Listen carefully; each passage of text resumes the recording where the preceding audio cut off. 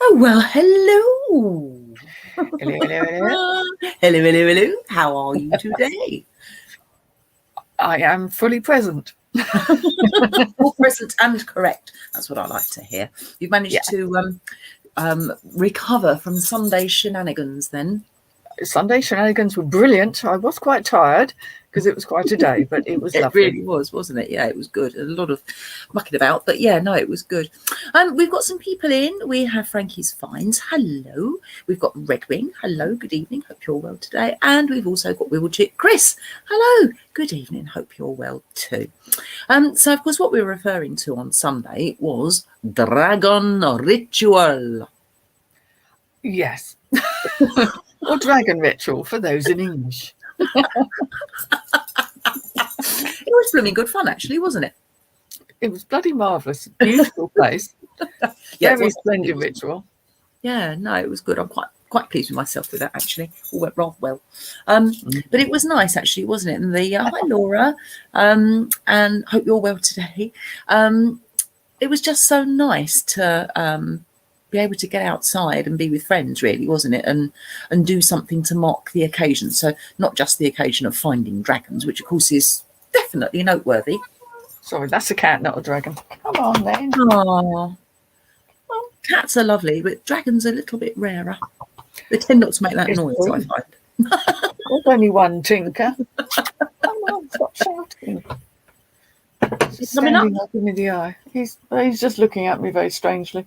He said, "What are you doing and who are you talking to?" I'll move a bag. That might help. No, don't go in there. Don't go in there.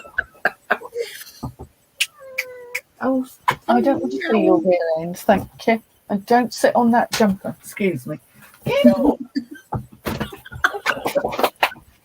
Oh man, I've just washed that lovely wool jumper, and he was making eyes at it. Like he wanted to sit on it, and I can't sell it as super hairy because of the cat. No, not really. No, it doesn't tend to go down terribly well, I imagine. No. Sorry about that. Oh, where were we? Oh yes, dragons. So yes, obviously marking the event of finding and locating dragons a couple of weeks ago was obviously something to make a note of. But of course, it was also the equinox too. Well, very, very near. Pretty much. Yeah. Pretty much. And actually, it was the first night of the full moon almost too, wasn't it? So you sort of get that sliver off either side of the very, very full moon. And of course, Sunday was sliver off rather than sliver on off. So yes. I know what you mean. You know what I mean. Yeah. But it was nice. That tree was something else, wasn't it? Indeed. Yeah. I think it's the furriest tree I've ever come across. It's like a bear, isn't it? It was like it had furry breeches. little furry breeches. Very, very textural is the word I'm looking for. Yeah. No, it's lovely. I like it when you get moss on trees, but there's something really, I don't know, it's something really rather aesthetically pleasing about it, isn't there? But when you get that level of moss on a tree, it was just, it's just lovely. So yeah. So you experienced doing a ritual, visualization, connecting to that tree. Did it make much of a difference to you, do you think? I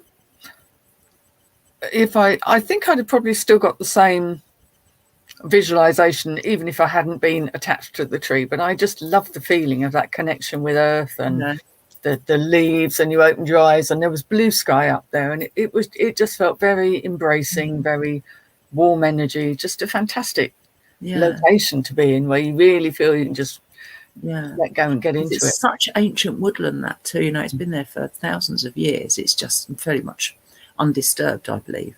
And it's, I don't know, you really get the feeling of it when you're in that woods, don't you? It's just lovely, really nice.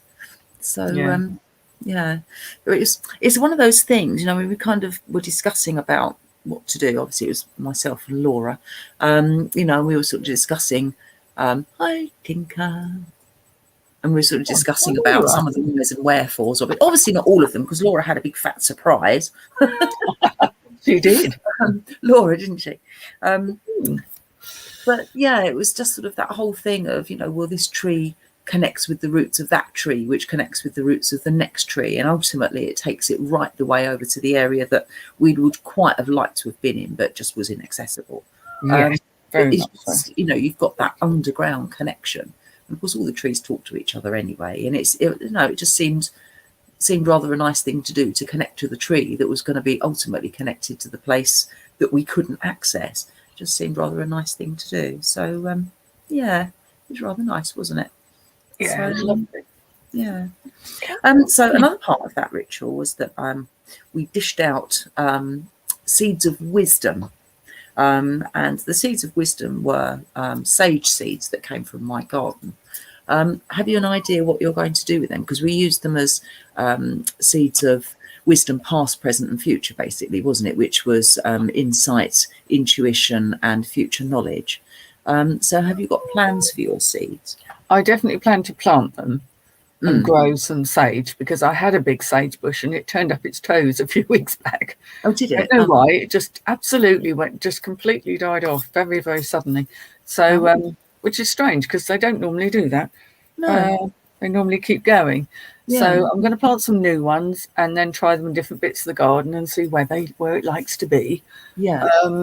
I use saging obviously for many things, and I need one in my garden, so I'm going to grow them. Yeah, definitely. I mean, I must admit, it's a sort of a weekly event, if not daily event, disappearing off out and attacking the bush and going, right, which leaf can I have today, please?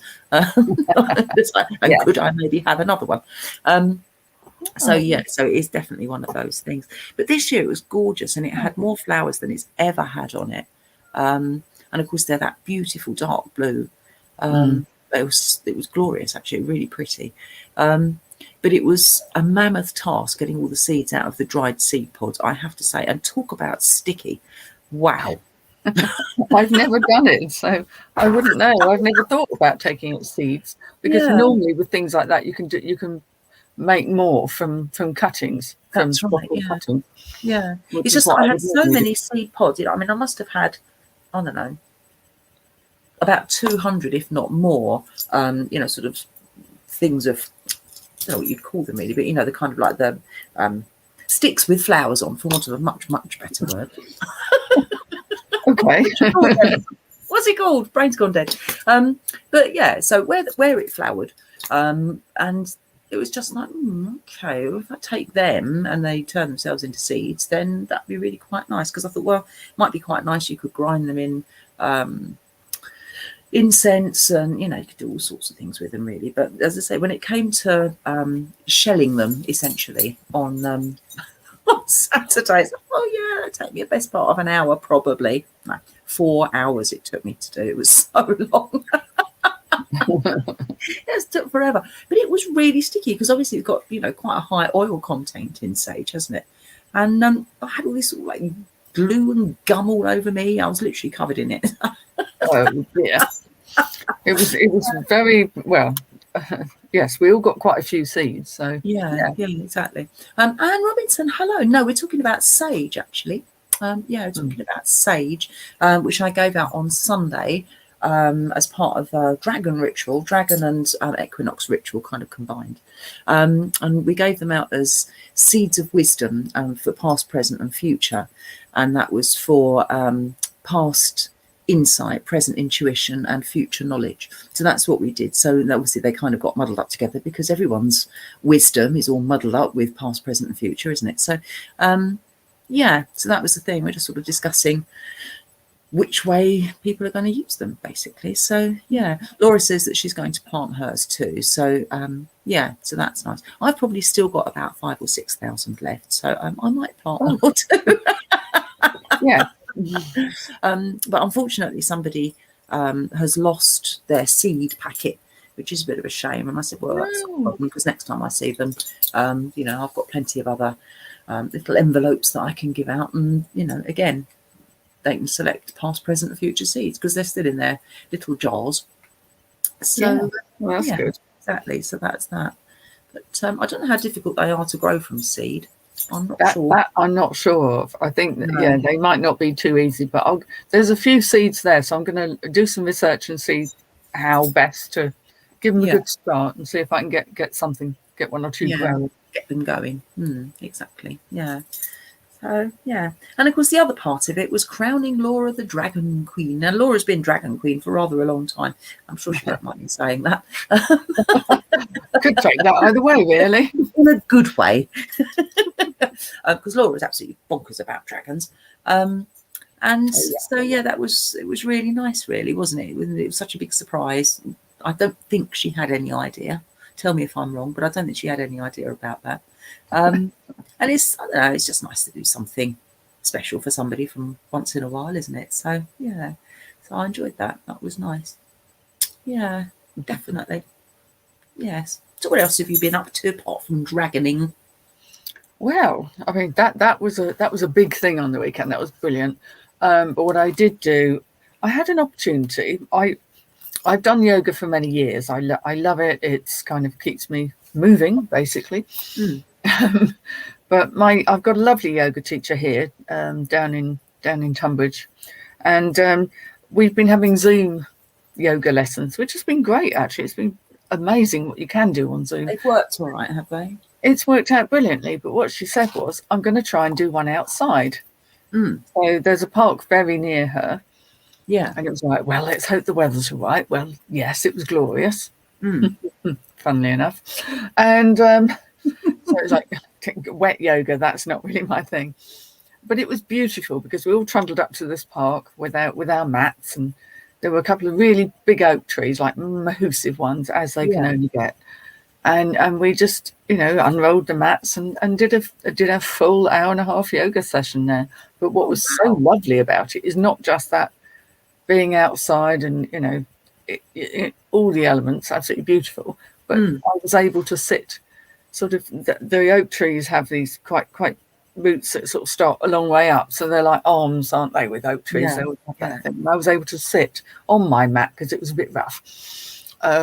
Leaning my back against the tree and do my meditations sort of hugged by an oak tree, which was very magical, actually, I have to say. I'm looking forward to us going up there again because I want to go back to my oak tree.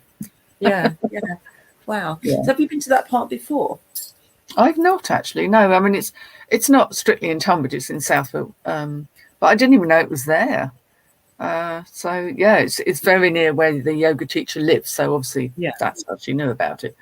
And we just kind of snuck in there with our yoga mats and thought, right, let's just try a session. Yeah, just have a go, But it obviously worked out well. How many of you were there?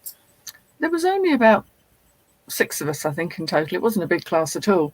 Because not everyone could make it. But it was nice to see people in person after all these years.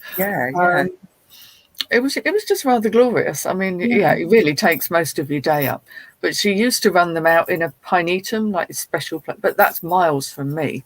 It's too far the other way, and I just can't lose an entire sort of most of the day when I've got a business to run. But I tell you, it was so lovely, and I'm like, can we do it again? Can we do it again? Please. Yeah. Oh, how nice! Oh, I think it's lovely when you get that opportunity to do something like that. It's just wonderful, isn't it? Yeah. It just kind of carried that whole connection vibe on, and it's I'm loving every minute of the decent weather we're having right now. It was an opportunity to make the most. Yeah, most definitely. It's sort of I feel like it's kind of summer's last hurrah at the moment. It is, especially as its first hurrah was a bit of a damp squib. It's a hurrah! It's like try harder. It's like, well, look, this is the little bit of summer that we just got to enjoy this now because exactly. Why not? Exactly. I was out in the garden this afternoon collecting raspberries, and the reason for collecting raspberries, still going strong. I've got loads that still need collecting. I'm a counter. I collected over 300 today, which is quite a lot. There's a lot of counting. For a person obsessed, it was quite satisfying, I must add. But the reason for collecting them, apart from just popping the odd one or two in the mouth here and there, is because obviously, raspberry gin. I mean, well, of course. But the funniest thing happened yesterday. So I went into the local supermarket. And empty shelves everywhere, a bit worrying. Anyway, I went into there and I thought, right, I'm going to get myself some gins, just cheap gin, so that I can do raspberry gin, blackberry gin, sloe gin, and anything else that takes my fancy. So I bought 4 big bottles of gin. And then I thought, oh, actually, bearing in mind they were specifically for that, and a whopping great 2-kilogram bag of sugar. And then 2 bottles look funny at the checkout. and 2 bottles of tonic. Ooh. Easy does it. Careful now. Just a splash of tonic. But it was so funny. The woman at the checkout, the cashier, the looks that she was giving me, it was kind of a cross between disgust and pity. This is dinner. Oh, dear. Oh, and a couple of sausage rolls. So, vegan ones, of course. But it was just so funny. She's looking at me like, oh dear. She's got 4 bottles of gin, but only 2 bottles of tonic. It's not going to end bag well. of white sugar. Sausage roll. But it was hilarious. And she kept sort of looking at me over her shoulder as they're kind of like coming down the conveyor belt. And another one down it came. So, yeah. Well, go you. So, yes, it was rather amusing. I thought, shall I explain? I thought, no, I'm going to let her wonder about that. Yeah, that'll make her day, that will. Did you see that woman? I know. Yeah, she'll be going, there was this woman that came in today. No one will believe her. 4 bottles of gin and only 2 bottles of tonic. Yeah. So, yes. So hence the collecting raspberries. And I had planned on going and getting my sloes and my blackberries today too. But time got the better of me, unfortunately, as it so often does. And so hopefully I'll be able to go and get down and get them tomorrow, and then I can make that tomorrow, and that'd be nice. So get them brewing ready for early next year. So that would be nice. Keep it going. Looking forward to it already. Rather nice, isn't it? I think the blackberry spice gin was really nice, wasn't it? And I added cloves and cinnamon and whatnot to that. That was quite nice, wasn't it? Yeah. Yeah. Oh, yes. Yes. Now, we've got people saying things. What are people saying? Tiddly, tiddly, pom. Let's have a look. So, Anne says, she was asking about whether I was talking about verbena, and I said no, sage. Anne has a herb garden, useful for her workings. And she says, do try to get some verbena if you can. Smells wonderful and great for incense. Absolutely, yeah, couldn't agree more. Lovely stuff. You get a lemon variety of that too, can't you? Then Laura says, it was a lovely surprise, thank you. Yes, I thought it might have been. Hannah says, sorry she's late. That's all right, no worries there. Raspberries, yes, absolutely. So yes, raspberries. But actually, I think I've probably got too many raspberries just for gin, so I'll probably make jam too. Gin and jam. There's a combination of. Actually, I've still got some of last year's raspberry jam too. I always eat less jam than I thought I did. Mind you, I did make about 70 jars of jam last year. So that'll be why I've got a bit left. Never knowing the under-jammed. No, definitely not. It was a very, very sticky time in the kitchen, just saying. Oh, yeah. It was jam, there was marmalade, there was, you name it, it was there. So jam, marmalade, and wines and gins and all sorts of stuff. It was brilliant. So and of course we've not had crops like we did last year, but last year even the dodgy wine was okay, wasn't it? Yes. Yeah, when you label a bottle of wine dodgy, whatever wine it was, dodgy plum wine, wasn't it? Yeah. You just remind yourself not to give it to guests, just in case. Not saying why it was dodgy, but it was. And I did worry whether it would be rather too many toilet trips the next day, but actually it wasn't. It was fine, so it was less dodgy than I expected it to be. Needs must when the devil drives. So So not going to be taking my dodgy wine with me this weekend, partly because it's all gone, but of course we're off to Witchin. We're off to a witch camp. We are indeed. Yes. Yeah, I'm looking forward to it actually, because obviously it's what was this time last year that we went, wasn't it? Last time. I thought it was slightly earlier in September, but yeah, I suppose it must have been so earlier because we had very good weather last year. Yeah, we did, and we're due to Funnily enough, this weekend. We will have good weekend this. Yeah, wet camping, not a thing. No, thank you. No, thank you very much. No, thank you. Been there, done that. Wrung out the t-shirt. Yeah. Yeah. Yeah, no, that's not so much fun, is it? It's limiting though, isn't it? I think that's the downside, the biggest downside when you're camping and it's absolutely pouring with rain. It just limits what you can do because everything's soaking wet and steaming on various bits of string, and you don't get a decent fire. And the whole point of camping is to sit around a campfire. So if you can't do that, then you can't. Many an occasion I've sat around a campfire when everyone's completely been soaked and it might have left off long enough to have had a fire, and everyone literally just sits there steaming. You can see all the damp and steam coming off people's jeans and their socks, and I find that rather amusing. So yeah, mind you, it's very damp at night. Have you noticed? Oh, and the morning as well. When I went to a boot fair Sunday morning before I came out to you, and I did the early morning boot fair, so I was tired when I got home. But you know, the grass, even at the end of it, was still quite damp. But we're all kind of like, oof, hot, oof. Yeah, exactly. Yeah, but it is. I've noticed that I've got this over the last 10 days or so, had this really low lying mist in all the fields around. So if I'm driving home at night time, you know, it just sort of like has these pockets, but it's no taller than a person, this mist. It's, you know, it literally just on the ground level. And then in the fields around, it just sort of sits just below the height of the hedgerow. It doesn't get any higher than that. It just sort of like sits and hovers over the fields and things. It's quite, I don't know, it's quite beautiful, but eerie looking at the same time, especially if you've got animals and things moving around. And of course, mist and fog distorts the sounds of things too, doesn't it? So it was really funny. I went out there about 4:30 in the morning a few days ago. And I went out because I could hear this really, really peculiar noise. And I couldn't place what it was. It was a kind of a vrump, vrump, vrump. And I was thinking, whatever's that? And then I heard this crashing sound and it sounded like, you know, when you break sticks to make them smaller to put on a fire, there was that sort of sound. I was thinking, what the hell's that? So I went out and stood outside, desperately hoping it was a rather industrious hedgehog. It wasn't, unfortunately. But I was making that man annoyed.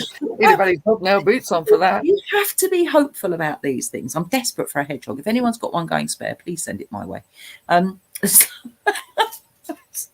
Anyway, so I stood and hoped for a minute or so, and then realised that my hopes were in vain, and it was coming from the other side and sounded too robust for it to be a hedgehog anyway. Although they do make quite a noise when they're crunching snails. Oh, they do. They do. Anyway, so I sort of went out and I sort of like trotted over the footpath to go and see what was behind the hedge on the other side, because it seemed to be coming from there, and came face to face with a cow, quite a small one. And he was surprised to see me, as I was surprised to see him. And there was a whole herd of them in there, which you couldn't see because of the mist. Even though the moon was bright and there was not a thing in the sky, you know, there was just this low-lying mist, and they were all just sort of like hovering about. And of course, the strange noise was them crashing through the fence and eating the grass. But it's like, oh, because they're not normally in that field immediately in front of me. They're normally a couple of fields on. But yeah, there they were, making a noise. And even with all the doors and windows shut, I could still hear them. Wow, noisy chewing. They were very noisy chewing. So, with their mouths open, probably. No manners. No manners. All in a bar. Yes, they were probably. I think they were probably only about a year old. They were, you know, they weren't babies, but they weren't very old. But they were quite surprised to see me at that time in the morning, I must say. I'm sure they were. Oh, human. Ooh, human. Yeah, a witchy variety human at this time in the morning. How odd. So yeah, it was a bit strange though, but it completely threw me. I was thinking, what is it? What is that noise? And it was, yeah, it was a bit strange. But as I say, with all this kind of like movement in all the mist, I was thinking, what is it? But yeah, move. Oh dear, spooking yourself out. So yeah, it was just puzzling more than spooky. Actually, it was just like, what is it? I think if I'd been that spooked, I probably would have shut the door and just hid under the covers, like every brave soul should. Indeed. Oh dear, it was funny though. But going back to camping and the fire, I think fire at camp it's got to be, well, it is. It's definitely one of the best things, isn't it? And it's just, I like the fact everyone gathers around a fire, even if you're not at witch camping or at a normal camp with normal people. It's funny, you have a fire and people will come, won't they? They'll come and join your fire. It's a primitive thing. It's something humans through all the eons have been attracted to. Yeah. You can't not want to be near a fire. It just doesn't compete. It's funny, isn't it? Yeah. And a number of times over the years, sort of like sitting there having a sort of a family drink or whatever it might be, friends, family, whatever. Over the course of the evening, invariably other people will kind of wander over with a beer and pock themselves. Yes. Why do I join you? It's a nice fire. Oh, thank you very much. Yeah. That's the way it goes, isn't it? It's a nice fire. Like, nice decor. Yeah, exactly. I love what you've done with the place. Yeah, it's lovely. But it's funny. It's always the thing. People just sort of migrate towards it. It's just they mutate towards it. That's a whole nother story. Oh my God, that reminds me of years ago. And my son, who's as you know, has got issues, and he was only quite little. It was about 5 or 6, and we'd gone on this particularly muddy camping trip quite early in the year, and it had rained and rained and rained and rained on the run up to it. And where we were camping, basically we needed to be away from other people because of my son. And so we decided that we'd go to the other end of the field. But what we hadn't kind of put into the equation was the fact that it was somewhat more downhill than the rest of the campsite. So all the water, of course, had congregated at the bottom, and it was that much more muddy and soggy than the rest of the campsite. So it was also a bit of a cut through for people going to some other place that they wanted to go to. So there's quite a lot of passing foot traffic, so to speak. Anyway, he was being a pest. So we gave him a really small shovel and said, go and dig some holes, because he quite liked digging holes. So he went off and was digging holes in, very sloppy mud and all the rest of it. And of course, in the evening, we're sitting around the campfire, and all you could hear would be, which were people walking in the mud. People walking in the mud, and you'd hear, as somebody had disappeared off down a hole. You need me. Excuse me a minute. Alex, do you need me going? Not now, it's fine. Okay. Just my son saying, "Oh, you want a call?" I was like, "Yeah." Yeah. Hi, Alex. 15 years old now. Yeah. Wow. Oh, he's had his birthday, has he? He has, yeah. Oh, wow. Did he do the escape room? He did. He did it on the Saturday. Oh, wow. Yeah. And they did get out. They got out within the hour. Oh, they did. They managed to. I quite enjoyed it. Yeah, enjoyed it. Yeah, I absolutely loved doing escape rooms. Was that in Tunbridge? Tunbridge Wells. Oh, Tunbridge Wells. That's practically next door to his school, actually. Really? Yeah. No irony there, but he enjoyed it a great deal. But he had a really bad cold, so it wasn't quite on top form. Yeah. It takes it out of you, doesn't it? It makes your head all fuzzy. It stops it from functioning properly. Definitely. Oh dear. Right, what does Chris say?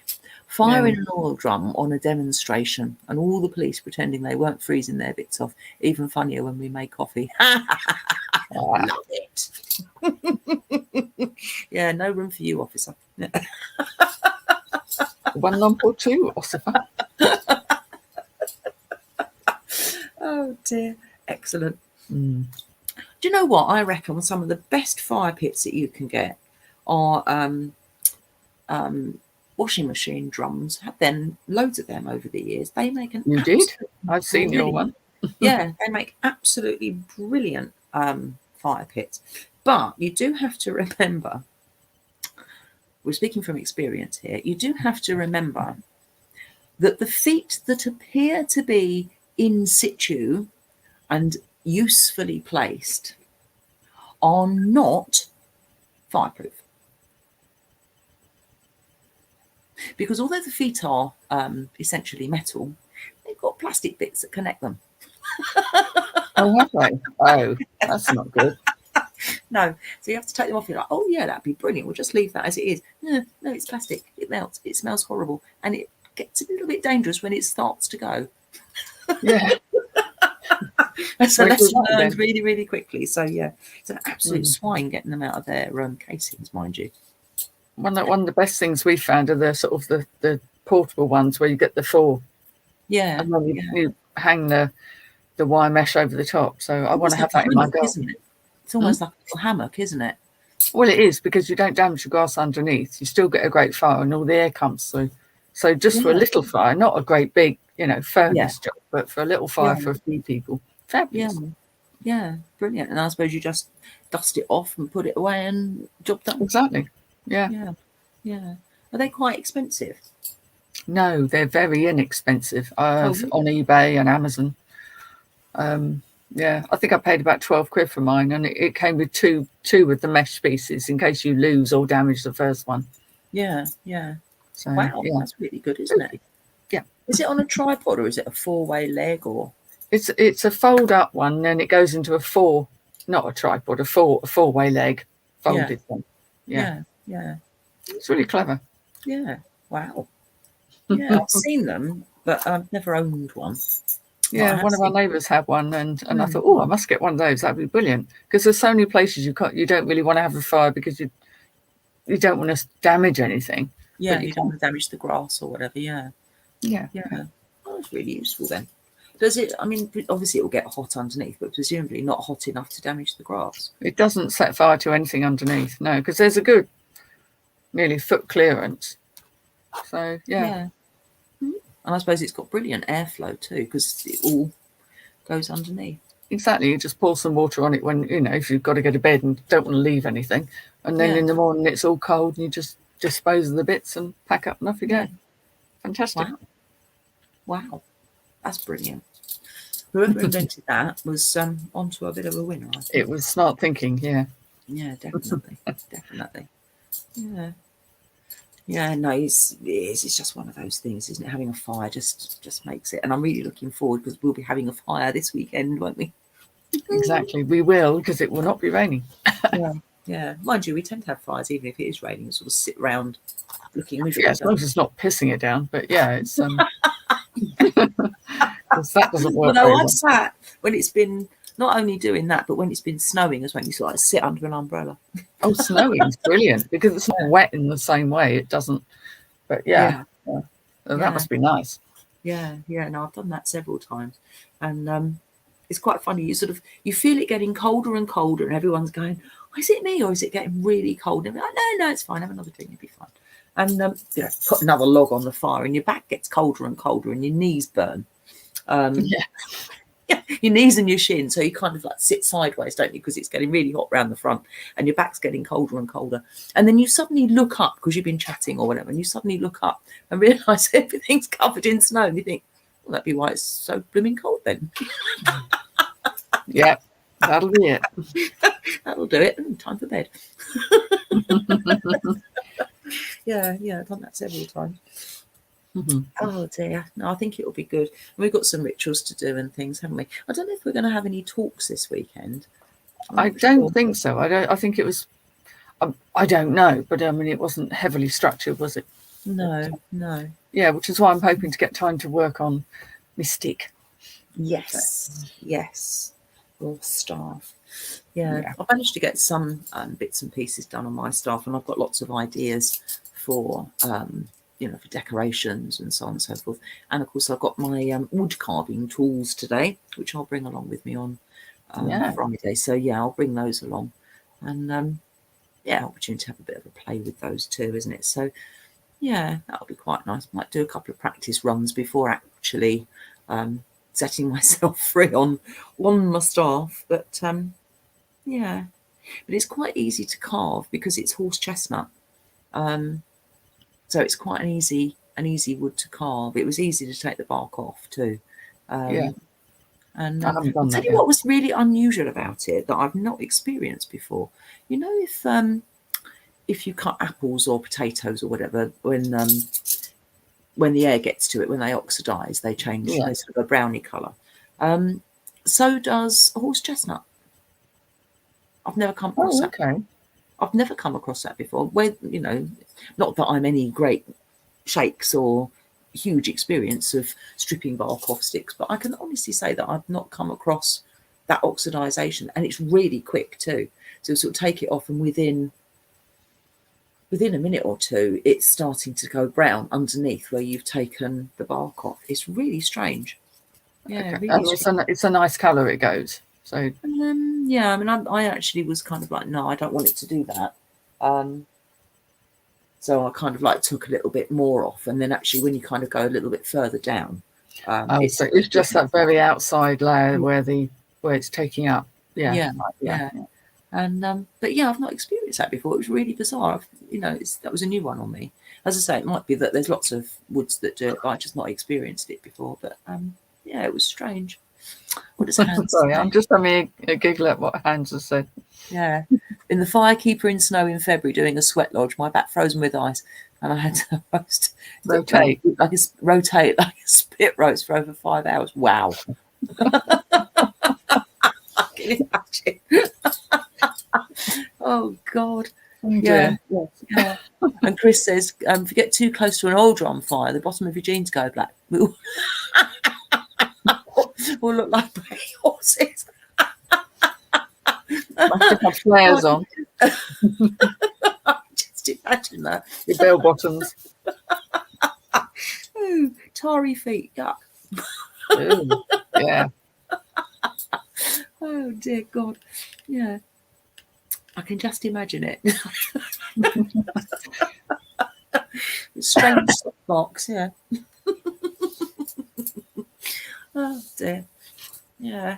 It will be funny going back to sleeping in a tent again after you've done your various forays with your camper van too, won't it? Yeah. It'll be all right.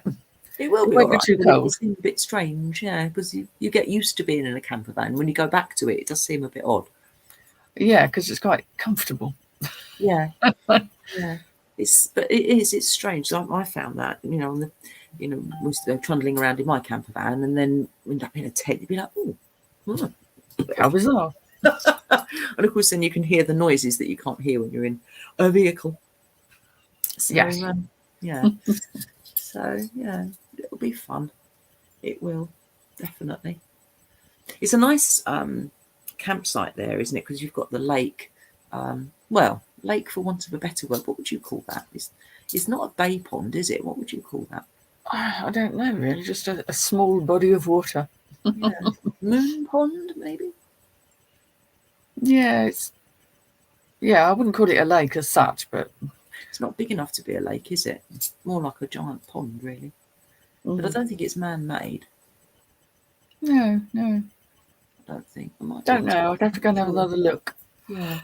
But that's quite nice. You've sort of got that sort of thing, and that's very, very open there, but it's still nice, isn't it? And then of course you've got the sort of the enclosed, very enclosed spaces in some parts, isn't it, of the wooded areas. That's lovely. Yes, I like that. Which is really, really nice. Although it's mostly pine trees, isn't it? Pine cones and stuff all over the place. Yeah. Great for throwing at children when they're not looking. Perfect. It's through that.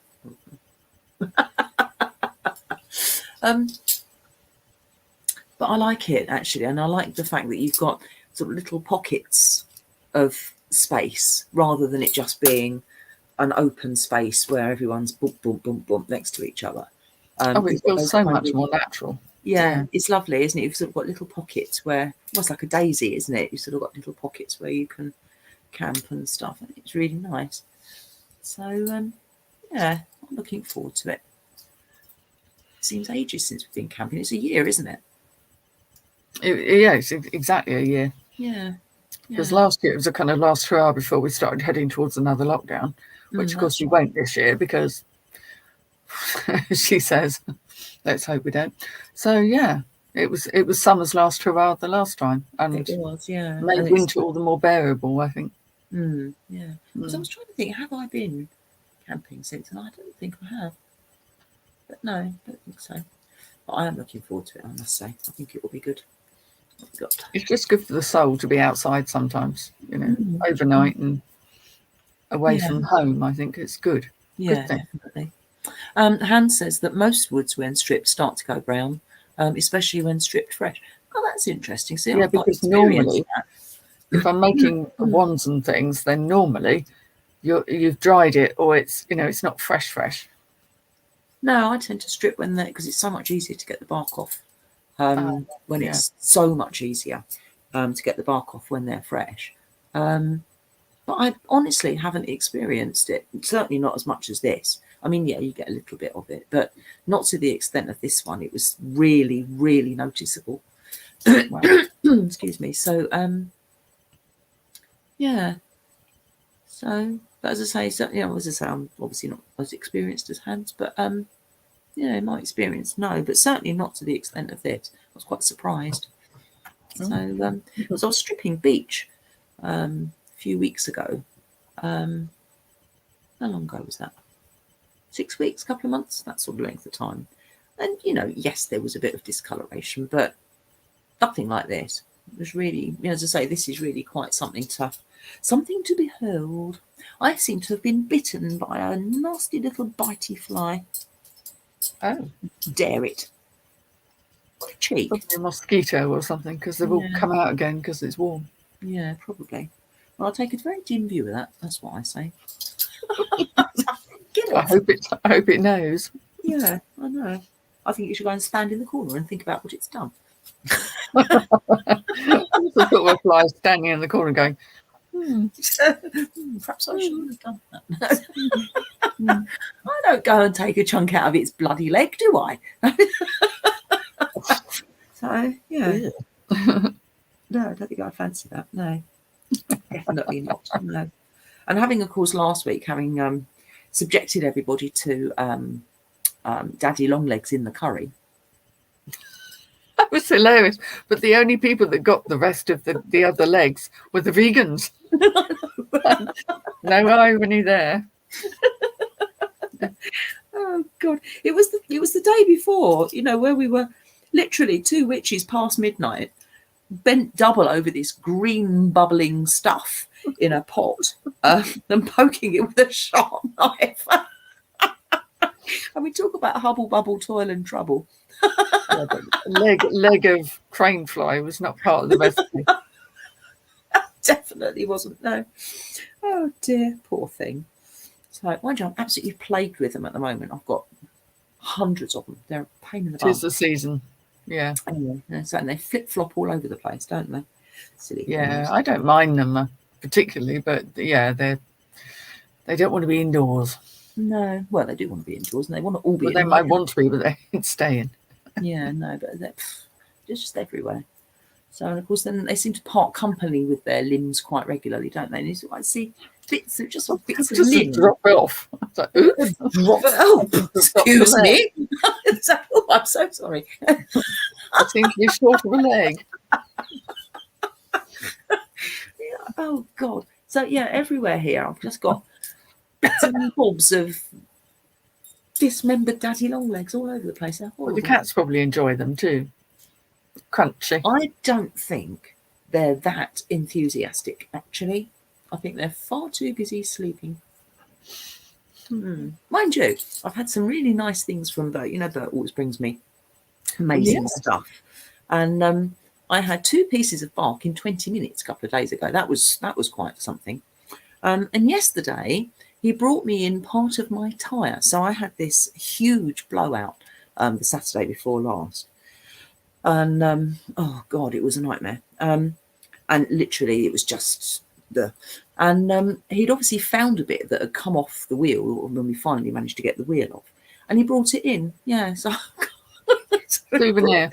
Yeah, a little souvenir. Where is it? Yeah. So, yeah, he brought that. There we go. A piece of... Look at this. Look, this is where it's all shredded. Hang on, can you see that? Oh. No, up a bit. Up a bit, down a bit, left a bit. There we go. So this is where it's all shredded here. And there, that's a bit of my tyre, which he brought in. Nice. So, yeah, it's like, what is that? Of course, touched it, and I was like, oh, what is it? And could have been anything. Because it was under the table, and it was a bit dark under the table. I sort of poked it, and it felt really weird. I was like, oh, God, what is that? I picked it up, and it was like, oh, part of my tyre. Yeah, it's got the MI on it for branding. Yes. Still got a bit of tread there, but I don't think we can save it somehow. No, it's not legal. No, definitely not legal. Definitely not. Although there's definitely more than 2 millimeters here. So where did you have the blowout? Where on the tyre?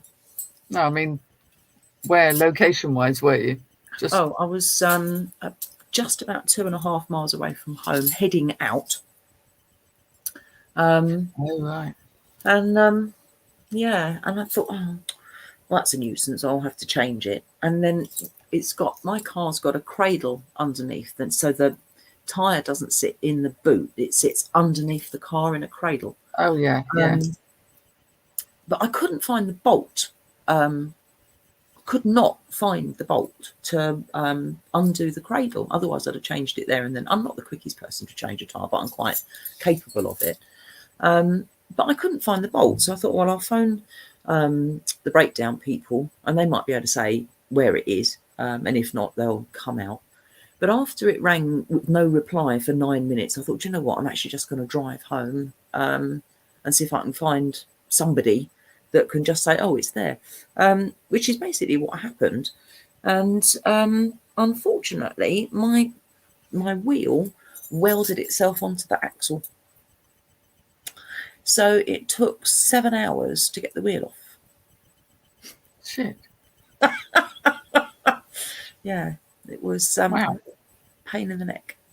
So yeah, we did all sorts. We were heating it with blow torches, whacking it with sledgehammers and axes, everything to get it off. Absolutely everything. So yeah, it took over 7 hours to get it off. Wow. Of actively trying to get it off, I mean, not just, oh, well, let's leave that for a bit and see what happens. Because there was an element of that too. Yes. We did it for a few hours and then gave it up as a bad job and then went back to it the next day on Sunday. Obviously not weekend, just gone the week before.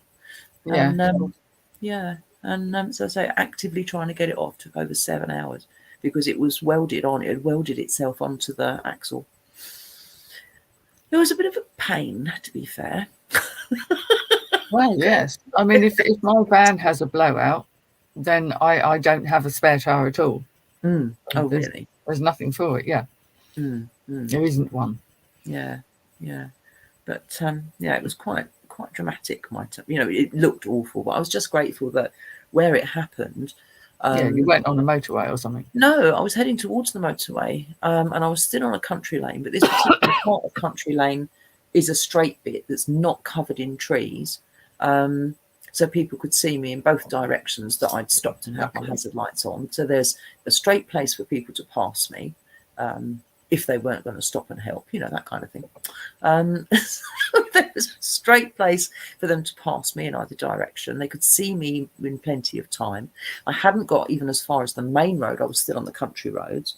I wasn't on the motorway. It wasn't chucking it down with rain. It wasn't blowing a gale. All of those things. But of course, the biggest thing was that I wasn't on the motorway. And, in 1.5 miles time, I would have been. So, yeah. I'm probably breaking the speed limit, knowing me. So, yeah. Yeah. Yeah. So I was very, very lucky. But it was a nuisance. So, yeah. So I drove home about 11 miles an hour. Yeah. As I say, and it would have been absolutely fine, took the wheel off from under the cradle, went to take the wheel off, took all the nuts out. That was all fine. Went to take the wheel off. Nothing. No. So, yeah. But anyway, I've got a little memento of that. Thanks to Bert. Yes, you have. Thanks to Bert. But, yeah. But the entire tyre was like this. Just pieces. It was just shredded. So, yeah. He's very considerate, is my cat. He is. Yeah, definitely. Right. What have we got here? Oh, yes. So Chris says, plantain for bug bites. Chew a leaf, spit it out and put it on the bite.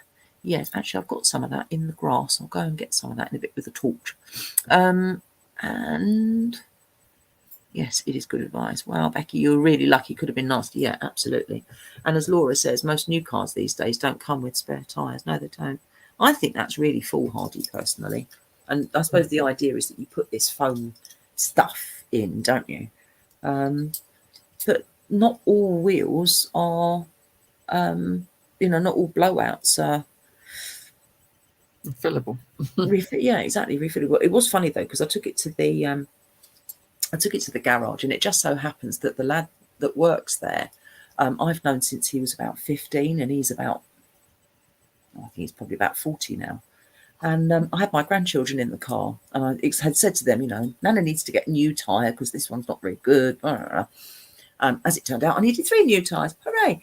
And so, of course, I saw him, and he flung his arms around me. And the kids in the car were like, blimey, she only said she wanted a tyre. So I stuck my head back in the car and said, it's all right, I do know him.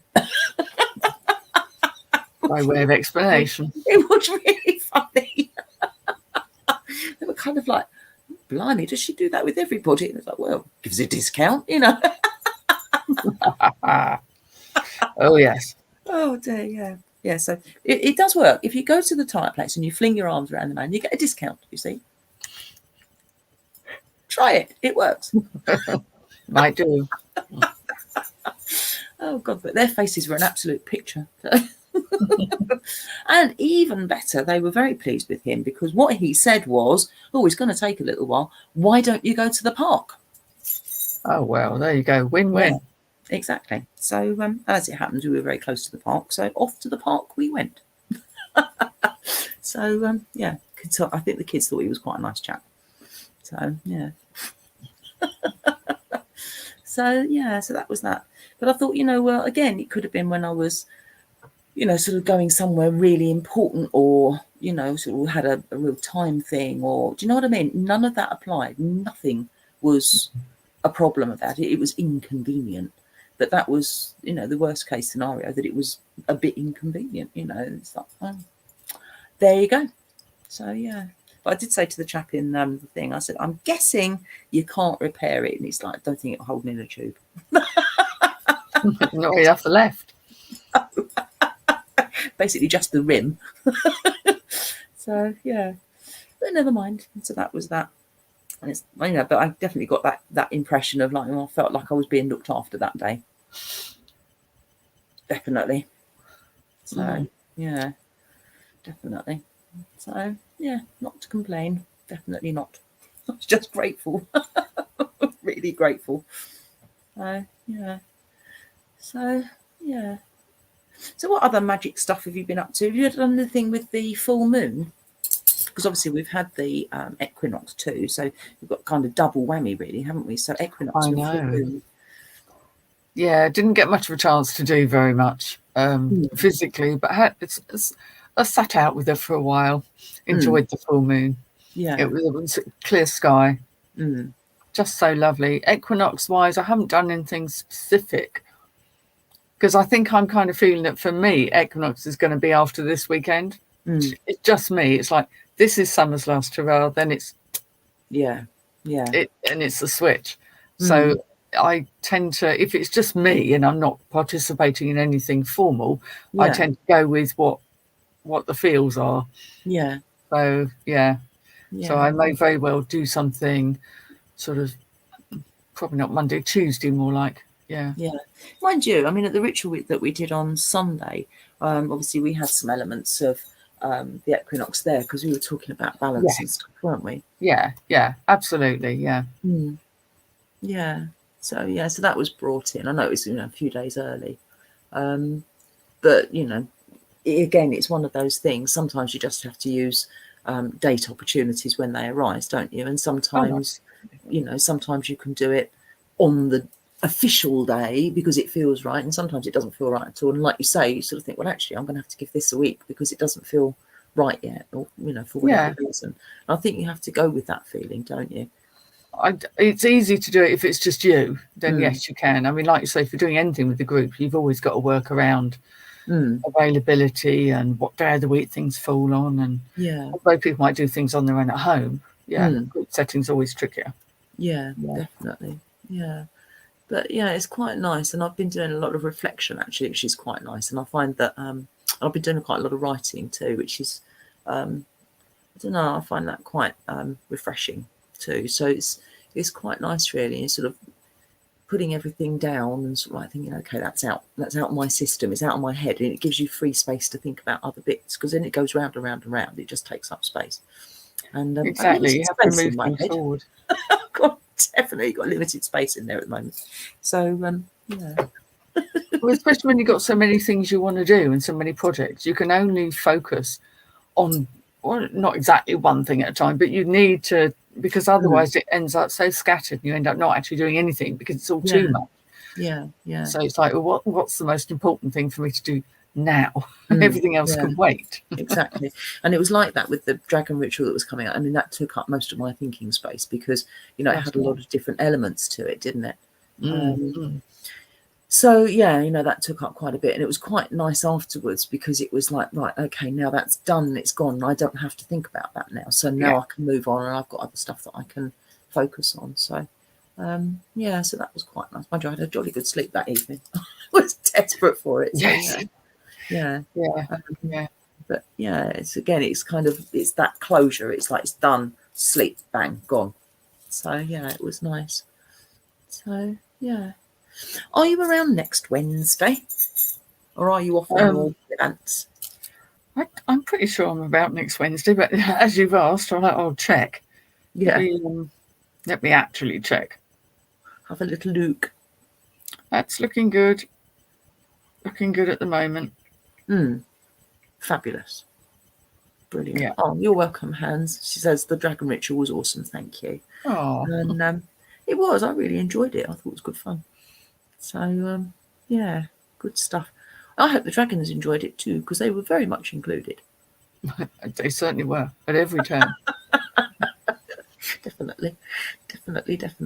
It was nice talking about who got what dragon afterwards too, after the visualization. It was interesting that nobody got the same dragon in the same colour or same thing. Everyone got something completely different to the next person.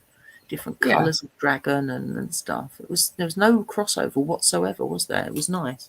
It was very different, but that, usually that means that people are tuning into something their own subconscious rather than the collective experience. Exactly. And of course that's how it should have been. And that was the idea. That's what you wanted, So that was the general idea. So there we go. So next week then we'll be back fresh as daisies, having been to witch camp. Well, probably slightly muddy around the back of the ear, but you never know. Yeah. And probably a bit smoky too. I think we'll have washed it off by then. Well, probably. Yeah. Although it does tend to stay, doesn't it? And things that you wouldn't necessarily wash, like not cases, but sort of holdalls and backpacks and that kind of stuff, and it kind of stays and lingers in that too, doesn't it? But a velvet coat. A velvet coat, yes, that's doesn't like being washed. No, definitely, and that's definitely not one that's going to be going in the washing machine. No, that's down with the breeze. No, definitely. But so we'll be back with Tales of the Witch Camp next week, and I'm sure we'll have plenty to tell you because we're going to be there for 48 hours doing witchy stuff. Nights. So 2 whole days of witchiness, and we'll report back next Wednesday, essentially. We will.